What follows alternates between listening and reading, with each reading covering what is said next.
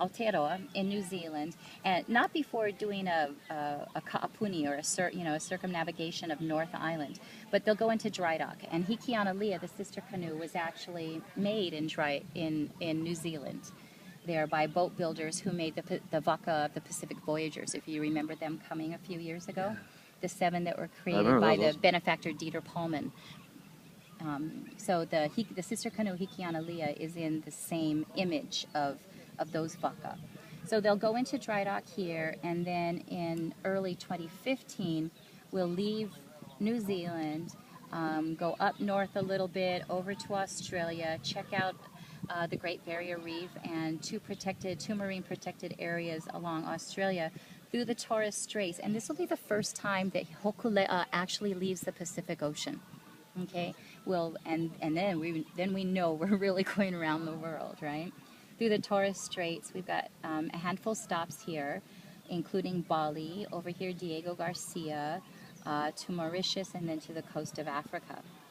And about Christmas 2015, we'll be in South Africa around the Cape here. So part of the planning for the sail plan, the route, was based on many different factors, and maybe you'll have a chance to meet Lehua Kamalu, who did most of that planning.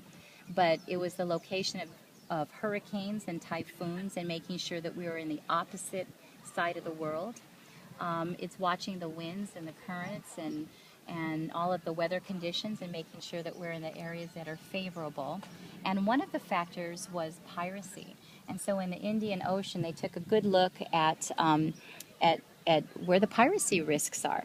And the determination was that it's safer, there's less risk in going to Africa and rounding the Cape and coming back up than going through the Indian Ocean and coming out in the Mediterranean, which was an early hope.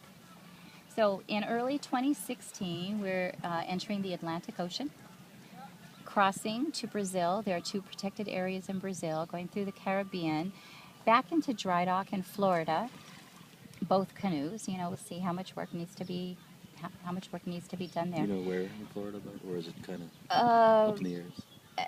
I don't know exactly where, but I can find out. And then we're really going to take our time going up the East Coast United States. And Hokulea and Hawaiiloa have been to the West Coast, but we've never been to the East Coast. We're going to spend a lot of time tucking into ports, visiting other communities, particularly in Washington, D.C., and New York, and Boston. And then Hokulea is going to hang out a little longer. Hikianalia is going to go to Europe, okay, into the Mediterranean, back. They'll meet up again in Florida, go through the Panama, Galapagos, and then, at that point, from here on, they're together again. Now, when they come to Rapa Nui, or Easter Island, at that point, so one of the goals, and there are many, and they're in your packet. One of the goals is leadership, to build leadership, to identify leadership, to promote the models of leadership in different areas such as succession planning, and that's a big part of this voyage. So you know that Hawaii has 5 po navigators, 5 master navigators. Of 3 are here on your island, right? 3 are yours and 2 are on Oahu.